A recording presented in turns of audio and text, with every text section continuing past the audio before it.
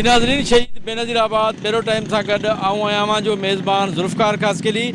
अॼु असां शहीद बेनज़ीराबाद बेरो टाइम में जेकी पीपल्स मेडिकल अस्पताल नवाबशाह आहे, जेका ज़िले शहीद बेनज़ीराबाद सां गॾु नौशहरो फिरोज़ दादू ऐं खैरपुर जे कुझु इलाइक़नि जा जेके माण्हू हिन मां इलाज जूं सहूलियतूं हासिलु करण लाइ ईंदा आहिनि, उन सां गॾोगॾु सागड़ जेकी डिस्ट्रिक्ट अस्पताल आहे उन जी सूरत हाल ऐं PMC अस्पताल जी सूरत हाल गुज़िरियल केतिरे ई अरसे खां वठी ख़राबु आहे। 1 अरब 50 करोड़ जी बजट रखंदड़ PMC अस्पताल आवाम जे लाइ बिल्कुलु बेफ़ाइदा बणियल आहे, जेतोणीकि हीअ अस्पताल सूबाई वज़ीर सिहत डॉक्टर अज़रा फज़ल पेचो साहिबा जे होम डिस्ट्रिक्ट जी आहे ऐं हिन अस्पताल जेकी आहे उहा अॻूणे सदर आसिफ़ अली ज़रदारी जेको हितां जो MNA आहे, पर उन जे बावजूद बि गुज़िरियल केतिरे अरसे खां वठी अस्पताल सिर्फ़ु करप्शन जो गढ़ बणिजी चुकी आहे। हिते आवाम खे सहूलियत का बि मुयसरु न आहे, गंदगी जा ढेर लॻल आहिनि। ईअं ई सागड़ सिविल अस्पताल जी सूरत हाल तमामु घणी आहे, जेतोणीकि सिंध हुकूमत वक़्तनि बे वक़्तनि इहे दावाऊं कंदी रही थी त सिहत जे शोबे में सिंध जेको हुकूमत आहे उहे सभ खां अॻिते आहे, पर PMC अस्पताल ऐं सागड़ डिस्ट्रिक्ट अस्पताल में कारीअ वारा कख आहिनि। MRI मशीन हुजे या एक्सरे मशीनूं हुजनि, MRI मशीन ते बि ग़रीब ऐं मिसकीन माण्हुनि खां पैसा कलेक्ट कया वञनि था, जंहिंजे करे हिते इलाजु कंदड़ माण्हू सख़्तु परेशान आहिनि।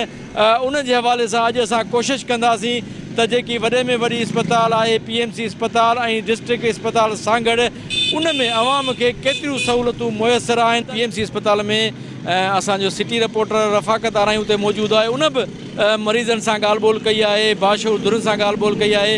अचो त उहा बि तव्हांखे ॾेखारियूं। जी ज़ुल्फ़कार, बिल्कुलु हिन वक़्तु असां सिंध जी टीं वॾी अस्पताल पीपल्स मेडिकल अस्पताल में मौजूदु आहियूं, जिते जेको आहे सो जीअं तव्हां बि ॻाल्हि कई त सहूलियतुनि जी खोट आहे।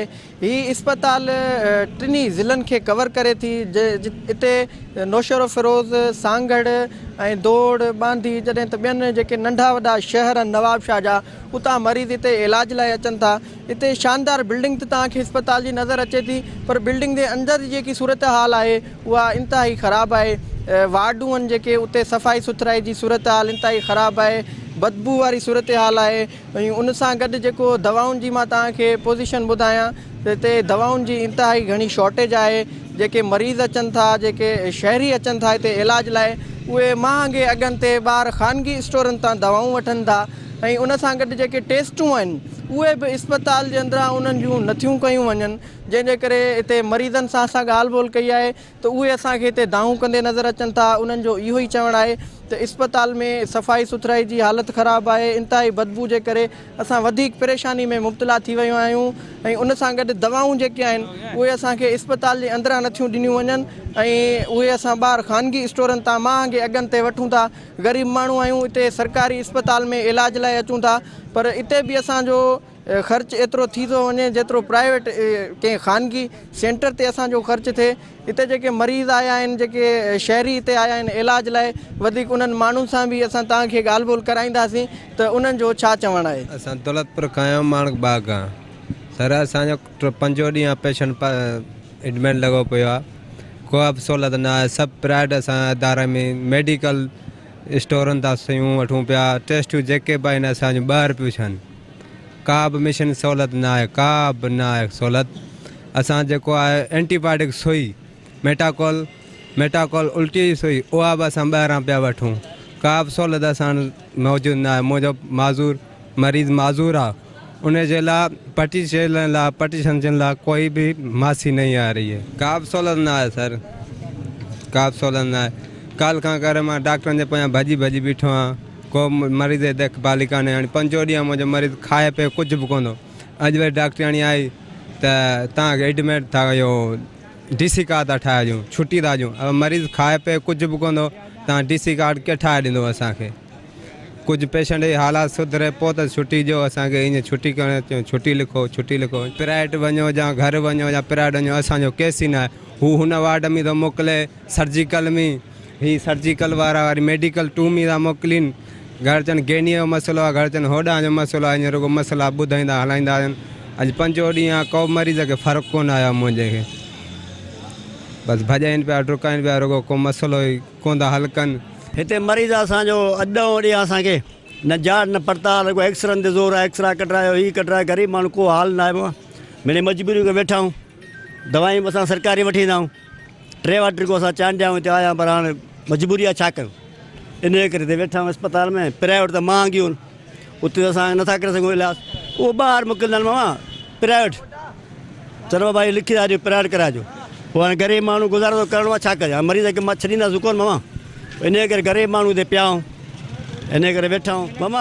नालो सरकारी आहे, सरकारी आहे, नालो आहे भई, ख़र्च जेको आहे प्राइवेट वारो आहे, नालो सरकारी आहे। खट बि जेको उहा फ्री आहे, हंधि बिस्तरो भई ॿियो मामा असां पैसा ख़र्च कयूं था, ग़रीब माण्हू केॾां। सफ़ाई थोरी घणी आहे जो कनि पिया वीचारा, हा सफ़ाई थोरी घणी वीचारा कनि पिया, जेको हुनजो हाल आहे हू पंहिंजे बसि में कनि पिया, थोरी घणी घणी कोन था कनि, जेको हाल आहे हू पंहिंजो वीचारा कनि पिया। हुते किरोड़ रुपया फंड मां खाइण वारा बि आहिनि न, खाइण वारा फंड आहिनि, असां ॿियनि खे त कोन खाराईंदा, जेका आहिनि ऑफिसर उनजो विसो आहे न, जेको आयो हिते ख़र्चु कंदा, ॿियो कुल पीरंदा ख़ैर।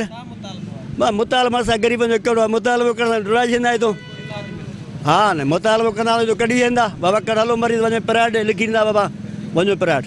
हाणे ग़रीब माण्हू छा कयूं, कढी छॾंदा न बाबा, तकड़ थो करे हल लिखी ॾींदा पर्चो, बाबा प्राइवेट वञो हलिया, जा लेटर लिखी ॾींदा हाणे कराची वञो हलिया।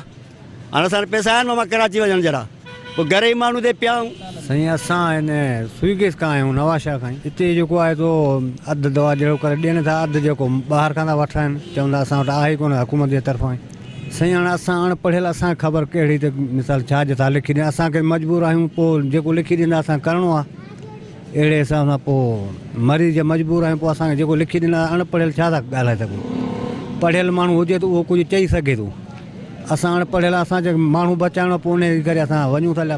जेको को आहे अहिड़ो पढ़ियल ठीकु ठाकु आहे, उन खां लहाराइनि था, असां पोइ मजबूर आहियूं, पोइ असांखे माण्हू बचाइणो आहे, इहा ई ॻाल्हि आहे।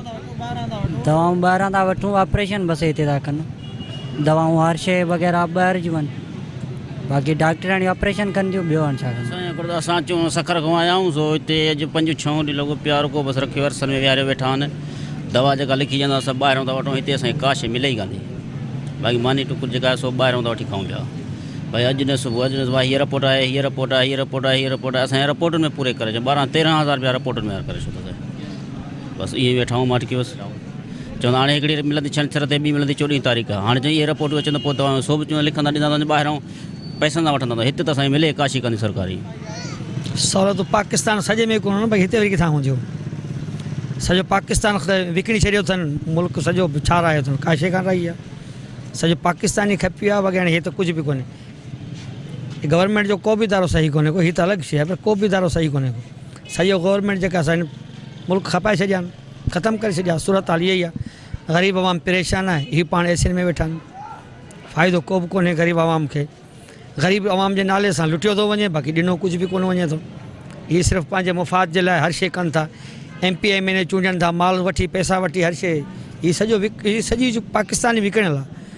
महांगाई जो दौरु आहे, हर शइ महांगाई, उन खां पोइ ॾिसो था त हिते का शइ कान्हे का, सिर्फ़ु नालो रहियो आहे, बाक़ी का शइ कान्हे। बाक़ी भितूं आहिनि सो विकिणी कोन था सघनि, इहा हिननि जी मजबूरी आहे, बाक़ी मुल्क त सॼो खपी वियो आहे। नौशहर में आहियूं असां, 3 ॾींहं आहे, वॾी हालत आहे असां नौशहर कलोड़ा आहियूं पाण। हिते आहियूं लिफ्ट वारे खे हिकु पोयूं था रखूं त काॾे आहिनि लिफ्ट वारा, चवंदा 2:30 बजे वठनि, 2:30 बजे थींदी, छा कजे हुनजी, तव्हां ई ॿुधायो। दादा हिते नवाबशाह हॉस्पिटल में कुझु बि नथो मिले। मुंहिंजी घरवारी ऑपरेशन सुबुह सां, हे OT किट आहे जेके डॉक्टर पाईंदा आहिनि, इहा बि 1100 रुपए मां पंहिंजी वठी आयो आहियां।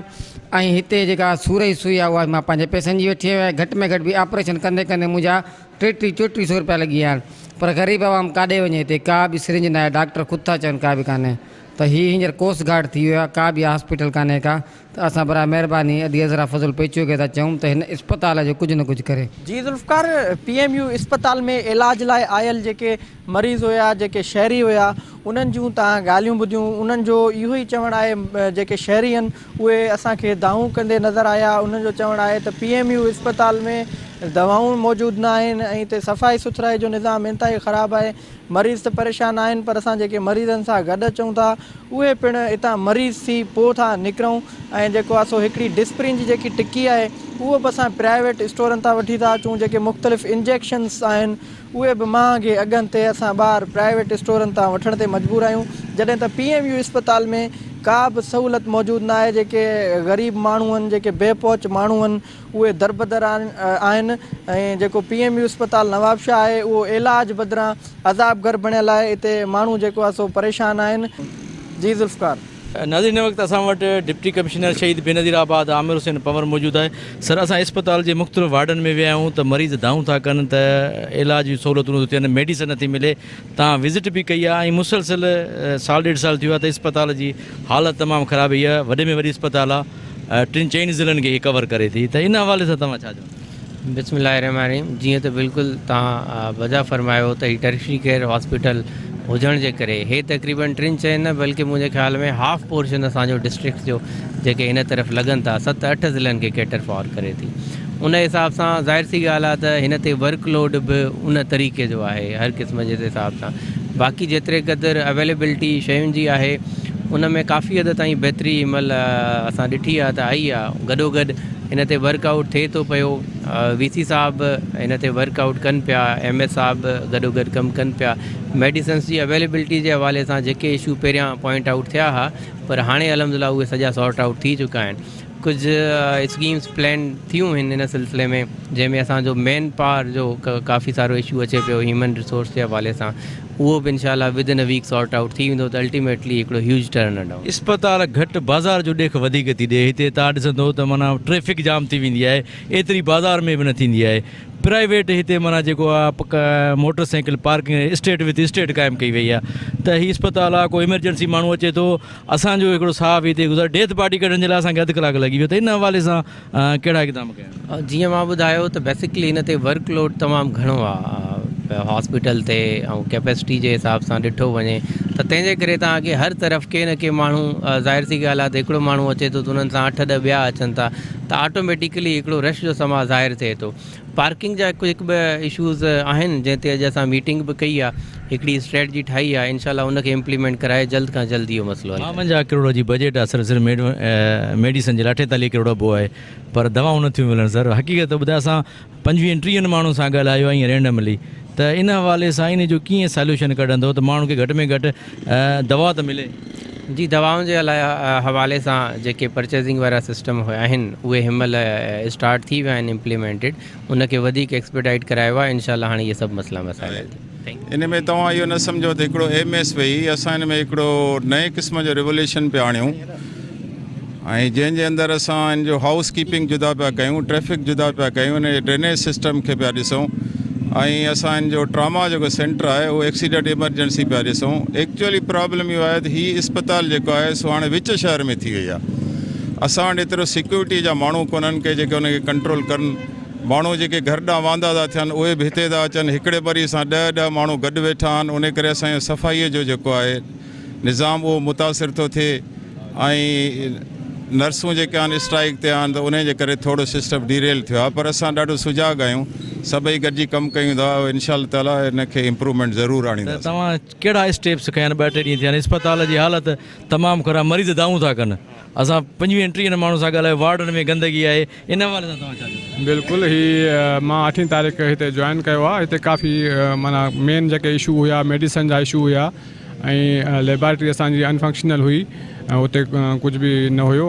मां अचण सां जेके ॿियो सफ़ाई जो मसइलो हुयो हिते, पर असां वटि जेको बजट जो हुयो उहो पोयां जेके कुझु टाइम खां कुझु इशूज़ हुया जंहिंजे करे उहो बजट न थी रिलीज़। उहे जेके असां इमरजेंसी में जेका LP बजट हुई या ॿी बजट हुई उन मां असां लेबॉरेटरी फंक्शनल कई आहे। टोटल हाणे उते टेस्टूं सभु थियनि थियूं। मेडिसन जेका बि असां LP मां वार्ड्स खे जेके बि मेडिसन आहिनि असां अवेलेबल करायूं आहिनि ऐं हींअर तक़रीबन सभु मेडिसन जेके वार्ड्स में सभु असां ॾियूं था। ऐं ॿियो बि जेके सफ़ाई जो इशू हुयो उन्हनि ते मां शुरू खां MS जी मीटिंग कराई, उन्हनि खे मां चयो आहे त जेके बि हिते माना आहिनि सफ़ाई जा इशू उहे असां काफ़ी हल कराया आहिनि। हींअर DC साहब मुतमिन थी वियो असांजे हिन मां। DC साहब मुतमिन थी वियो? बिल्कुलु मुतमिन थी वियो ऐं DC साहब मुतमिन मतिलबु इन लिहाज़ सां चवां थो त जेको मरीज़ जेके दाऊं था कनि त असांखे न दवा थी मिले त पोइ मरीज़ कूड़ था ॻाल्हाइनि। न मरीज़ ज़ाहिर आहे कंहिंखे कोई इशू हूंदो त उहो तव्हां कंदो, पर हींअर जेके वार्ड्स में तक़रीबन टोटल ड्रग्स जेके आहिनि मिलनि थियूं, OPD में ड्रग्स मिलनि थियूं। ऐं ॿियो जेको असांजो थोरो हिन में पाइपलाइन में वॾा प्रोफेसर जेके आहिनि उहे ड्यूटियूं कनि था। वॾा प्रोफेसर बिल्कुलु ड्यूटियूं कनि था हिते। कहिड़े टाइम ते कंदा आहिनि? असां जॾहिं आया आहियूं त असांखे हिकिड़ो बि प्रोफेसर नज़र न आयो। न उहो त प्रोफेसर साहब VC साहब जे अंडर में आहिनि, उहो VC साहब बि तव्हां सां हींअर ॻाल्हायो। पघार त उहो गवर्नमेंट जी था खणनि न सर, भले कंहिंजे बि अंडर में। मतिलबु उहे ड्यूटियूं कनि था, सुबुह जे टाइम ते उहे हूंदा आहिनि। उहे पहिरियां जेके प्राइवेट क्लिनिक ते पाबंदी सां वेंदा आहिनि साईं, उते टाइम हेॾा न कंदा आहिनि। उहो त हाणे मूंखे उन जी ख़बर न आहे त छो जो बाक़ी हिते उहो ड्यूटी कनि था, बिल्कुलु सही ड्यूटी कनि था। जी नाज़रीन, इहा तव्हां PMC अस्पताल जी सूरत हाल खां, जिते उतां जा मरीज़ उतां जे माण्हुनि जूं ॻाल्हियूं ॿोले ॿुधियूं त हिते हिकिड़ी डिसिप्लिन जी बि गोरी नथी मिले। हिते जेके वॾा ऐं प्रोफेसर जेके डॉक्टर आहिनि उहे ड्यूटियूं करण लाइ तयारु न आहिनि। उहे सिर्फ़ु हिते सुबुह जो सिर्फ़ु पंहिंजो मुंहुं मुबारक ॾेखारण ईंदा आहिनि, जॾहिं त हिते जेके सैकड़ाट डॉक्टर ऐं नर्सूं हिते जो इलाजु करे। त इहा सूरत हाल आहे PMC अस्पताल जो। हींअर हिते वक़्तु हिकु नंढी साए जो साए खां पोइ हलूं था त सांगड़ डिस्ट्रिक्ट अस्पताल जी छा सूरत हाल आहे।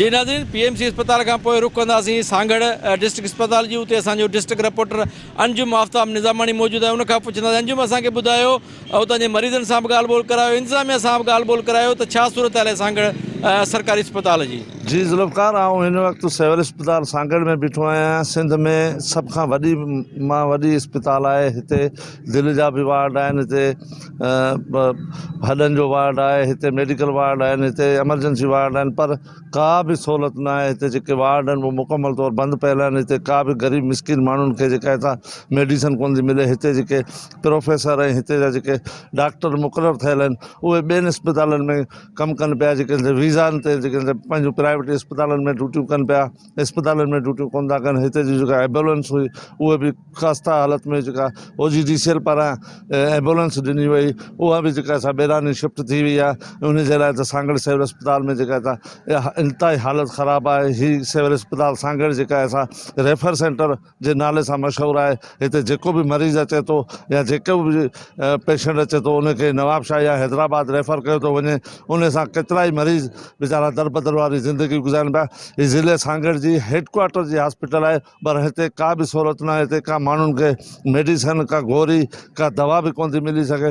हिन अस्पताल जी जेका मेडिसन जी जेका बजट आहे उहा 80 लख रुपया आहे। जेका 80 लख रुपये में का कुझु बि कोन थो थी सघे साल जे में। हिते जे जेके स्टाफ आहे उहे बि जेके वीज़ानि ते पंहिंजे घरनि ॾे ऐं पंहिंजे इलाइक़नि में जेके अताई अस्पतालूं खोलियो चुकियूं आहिनि, ड्यूटियूं कनि पिया। जी, सिविल अस्पताल सांगड़ की हालत इतनी नाकास है, क्या मैं आपको बताऊं। यहाँ पर जो MNA बनी हुई है शादिया मरी, सांगड़ सिविल हॉस्पिटल की एम्बुलेंस वो उठाकर अपने ताल के बैरानी में ले गई। जो यहाँ का फंड है सारा वहाँ जा रहा है, इसका कौन जवाब दे। अवाम हमारी यहाँ सांगड़ की अवाम का, अगर आपको इतना ही शौक है अवाम को सहूलत देने का, आप अपने तालके में अपनी अलग से एम्बुलेंस मंजूर कराएं। और सांगड़ के जितने भी इस हॉस्पिटल के डॉक्टर हैं सब वीज़ा पे दूसरी अपनी प्राइवेट क्लिनिक चला रहे हैं। 20,000 रुपये महीना बस इन्हों को देते हैं अपने रिश्वत के पैसों में से, और अपनी प्राइवेट क्लिनिकों पे 20-20 लाख रुपए महीना कमा रहे हैं। बहुत ही सांगड़ की हालत ख़राब है। ना इधर कोई वैक्सीन मिलती है, ना ही इधर कोई डॉक्टर मिलता है। आप रात को इमरजेंसी में अगर आ जाएं खुदा ना खास्ता, तो एक कैनोला भी आपको अपने पैसों का लाना पड़ता है। एक कैनोले की भी सहूलत नहीं है, ड्रिप तो बड़ी दूर की बात है। बहुत ही ख़राब हालत है अब हमारे सांगड़ शहर के इस हॉस्पिटल की। इतना फंड है, इतनी बड़ी इरादी है, इतना बड़ा हॉस्पिटल है। मेरे ख्याल सिंध में ये दूसरा बड़ा हॉस्पिटल है, पर इसकी कोई मालिकी नहीं है। जो भी इसके मालिक हैं वो सब खाने पे लगे हुए हैं। सब करप्शन, इतनी करप्शन है कि हद से ज़्यादा करप्शन सांगड़ सिविल हॉस्पिटल के अंदर। सांगड़ सिविल अस्पताल जी पोजीशन बिल्कुलु ज़ीरो जे बराबरि आहे। सफ़ा रेफर सेंटर लॻो पियो आहे। हिते जेको आहे सो हिकिड़े ज़ख़म वारे जी पटी बि नथा करे सघनि, सिरिंज न आहे, का शइ न आहे। हिते हर शइ ज़ीरो लॻी पई आहे। इवन एतिरे क़दुरु जेका एम्बुलेंस आहे OGDC जी ॾिनल सा एम्बुलेंस बि हितां खां मुंतक़िल बेरानी कई वई आहे। सा एम्बुलेंस जी सहूलियत बि ख़तमु थी आहे। हाणे जे एमरजेंसी केस थिए त एम्बुलेंस किथां अचे, इन लाइ हर को पंहिंजूं टैक्सियूं वग़ैरह कनि पिया। ऐं ज़िले हेडक्वार्टर हुअण जे बावजूदि हितां जी एम्बुलेंस वई हली आहे। हिननि वटि एम्बुलेंस न आहे, हीअ आख़िर आवाम खे कहिड़ी फैसिलिटी ॾींदा? हालत इहा त हिते जा हुकुमरान सफ़ा नाइल थी चुका आहिनि। हिते हिकिड़ो एम्बुलेंस ग़रीब आवाम जेको वर्कशॉप मां गुजरी मां हिते परे परे खां ईंदा आहिनि, हिते को सहूलियत कोन्हे। सांगड़ जे एम्बुलेंसनि जा हालत इहा आहे, हितां वेंदो आहे त 5 चक या राब्तियानी ते ख़राब बीठल हूंदा आहिनि। हीअ मस्त त हिकिड़ो सुठे नमूने सां हिकिड़ो असांखे एम्बुलेंस मिलियो, इहो बि इहे MNA शादिया मरी जेके पंहिंजे हल्के में खणाए वियो आहे। छा हिते इंसान नथा रहनि? हल असां नथा चऊं हर तालुके में हुजणु खपे, मगर हिन वटि त बजट आहिनि। हुकूमत पीपल्स पार्टी आहे, संदो हुकूमत आहे, हिननि एतिरो थी सघे थो त हर माना तालुके में हिकिड़ो हिकिड़ो एम्बुलेंस ॾियनि। ऐं सिहत जे हवाले सां, सिहत जो हाल तव्हां ॾिसो त हिते दवाउनि जो खोट, डॉक्टरनि जो खोट, का शइ सहूलियत न आहे सिविल में। इहो अॼु जी हालत कान आहे। हिन खे काफ़ी अरसे खां वठी केतिरनि सालनि खां वठी जेका हिन जी बजट अचे थी, ख़बर न आहे केॾां थी वञे। मां असांजो CM हाउस बि वञे थी, उहा हिन तां पैसा, दवाऊं, एम्बुलेंसूं सभु कुझु हीअ खणायो पंहिंजे शहरनि मां पिया वञनि। ऐं असीं सम्झूं था त हीअ साज़िश आहे सांगड़ ज़िले हेडक्वार्टर जे लाइ हिकिड़ी साज़िश आहे। उहा साज़िश रुॻो एम्बुलेंस ताईं न आहे, दवाउनि ताईं न आहे, पर हिननि जे मन में आहे त हीअ शिफ्ट करे सांगड़ हेडक्वार्टर टंडो आदम करे छॾिजे, सभु कुझु होॾां खणी वेंदा। असांखे इंतिहाई अफ़सोस थिए थो, पर अफ़सोस उन्हनि ते बि थिए थो जेके सांगड़ जा मक़ामी जेके MNA MPs आहिनि। इन सिलसिले में को बि तारुक नथा वठनि। जेके मेन मसइलो आहे, मेन मसइलो सिहत जो जेको मसइलो हुजे थो, उहो ज़िंदगी ऐं मौत जो हुजे थो। कंहिंखे दिलि जो अटैक थिए थो, कुझु थिए थो, एम्बुलेंसूं आहिनि, दवाऊं न आहिनि, डॉक्टरनि जी शार्टेज आहे, वार्ड जेके आहिनि स्पेशलिस्ट न आहिनि, कुझु न आहे हिते। ख़्यालु कंहिंखे बि जेको आहे ज़िले हेडक्वार्टर सां कंहिंखे बि दिलचस्पी न आहे। सिर्फ़ु एतिरे ताईं दिलचस्पी आहे त उन्हनि जे इदारनि खे तबाह करे, बजट खाए हड़प करे छॾे, करप्शन जे नज़र करे छॾिजे। असीं गवर्नमेंट सिंध खां, गवर्नमेंट पाकिस्तान खां मुतालबो था कयूं त सांगड़ हेडक्वार्टर जेको तारीख़ी शहर आहे ऐं हिन जी जेको आहे पोइवारी कई वञे। सांगड़ 3 लख आबादी तालुके जी आहे ऐं हुते सिहत जी मेन जेको आहे सिविल अस्पताल हेडक्वार्टर जी, ऐं हुते जेके सहूलियत अणखोन लॻी पई आहे ऐं तमामु घणो माना मुश्किलातूं आहिनि। हिते दवाउनि जी खोट आहे, डॉक्टरनि जी खोट आहे, ऐं उन खां पोइ तमामु माना मसाइल आहिनि। को हिते माण्हू अचे थो, हिकिड़ो रेफर सेंटर्स ठहियो पियो आहे जेको हिते जेको अचनि था उनखे हैदराबाद या नाशा रेफर कयो थो वञे। त इहो ई आहे सिंध TV जे थ्रू असांजो इहो ई आहे त सांगड़ जेको सेंटर आहे हिनखे जेको अस्पताल आहे सिविल अस्पताल हिनखे अपग्रेड करे हिनखे यूनिवर्सिटी, मेडिकल यूनिवर्सिटी जो दर्जो ॾिनो वञे ऐं उन खां पोइ जेकी सहूलियतूं हुजे, डॉक्टरनि जी खोट, दवाउनि जी खोट, इहो ख़तमु कयो वञे। सांगड़ जी अस्पतालूं जीअं तव्हां ॾिठो आहे, सांगड़ हेडक्वार्टर हॉस्पिटल आहे, ॿिया असांजा तहलका हॉस्पिटल आहिनि, 4 तहलका हॉस्पिटल आहिनि ऐं हिकिड़ो असां वटि Shahdadpur institute of medical sciences आहे। असां अल्हम्दुलिल्लाह पहिरीं खां इम्प्रूव कयो आहे ऐं पहिरियां त ॿाराड़ी में जेतिरियूं सहूलियतूं हूंदियूं हुयूं हेल्थ जूं, उन खां बि तव्हां वाक़िफ़ु आहियो। हाणे असांजा BHUs सभु PPH वटि आहिनि ऐं उते बि बहितर डोर स्टेप ते ज़रूरियत मुताबिक़ जेको आहे सो सहूलियतूं आहिनि हेल्थ जूं। ऐं डिलीवरी जो जेको इवन आहे, ऑप्स ऐं गाइनी रिलेटेड शयूं आहिनि, उन्हनि जो तइदाद बि असांजी गवर्नमेंट हॉस्पिटल में वधियो आहे। त मां तव्हांखे इवन इन जा अंग अखर साण ॾेई सघां थो त ज़िले में पर मंथ या पर ईयर जेके डिलीवरीज़ थियनि थियूं, उनजो 80% जेको आहे असां गवर्नमेंट सेटअप में थियनि थियूं, मोर देन इवन 80%।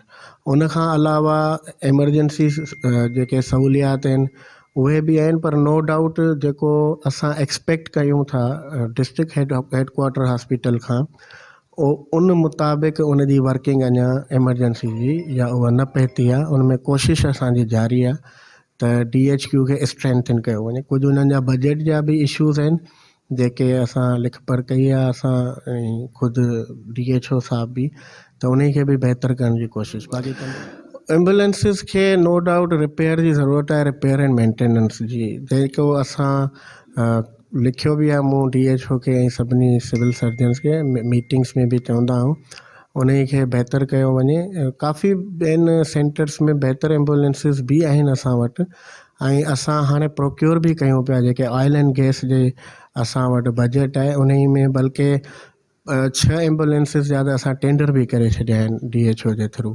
त इनशाला एम्बुलेंसिस अञा वधंदियूं ज़िले में वधीक ईंदियूं।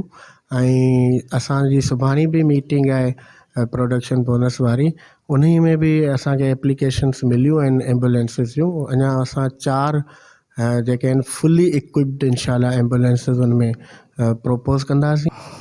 जी ज़ुल्फ़कार, तव्हां मां शहरनि जा ऐं मां मरीज़नि जा व्यूज़ ॿुधा त उन्हनि जो चवणु हो त असांखे का बि सहूलियत न आहे सिविल अस्पताल सागर में, का बि सहूलियत न आहे, कंहिं बि शइ खे कुझु बि कोन थो मिले। को मरीज़ जेको अचे थो उनखे का बि सहूलियत न आहे। जेके मरीज़ अंदरि में आहिनि उहे जेके से 5 ॿाहिरियां प्राइवेट अस्पतालनि मां दवायूं वठनि था ऐं उन्हनि डॉक्टरनि जूं जेके से हॉस्पिटलनि जे ॿाहिरियां जेके स्टोर आहिनि उते कमीशनूं मुक़ररु थियल आहिनि। उन्हनि जे करे जेके मरीज़ आहिनि हिते जेके बि अचनि था उहे दरबदरी वारी ज़िंदगी गुज़ारनि था। जी नाज़रीन, ही अॼु असां पंहिंजे बेरोटाई में जेकी नवाबशाह जी वॾे में वॾी सिविल अस्पताल हुई, PMC ऐं सांगड़ ज़िले जी जेकी डिस्ट्रिक्ट सिविल अस्पताल हुई, उतां जे मरीज़नि सां सिविल सोसाइटी सां ॻाल्हि ॿोल कई आहे त हिन अस्पताल में डिस्प्रिन जी गोरी बि नथी मिले। हिते प्रोफेसर जेके आहिनि उहे ड्यूटियूं करण लाइ तयारु न आहिनि। हिते सैकड़ा डॉक्टर ऐं जेके ॾियाड़ी ते कमु कंदड़ डिस्पेंसर ऐं टेक्नीशियन उहे माण्हुनि जे ज़िंदगियुनि सां खेॾी रहिया आहिनि। हिते यकीनन हीउ ज़िलो जेको आहे सो सूबाई वज़ीर सिहत जो होम डिस्ट्रिक्ट आहे ऐं हितां जो MNA जेको आहे अॻूणो सदर आसिफ अली ज़रदारी आहे।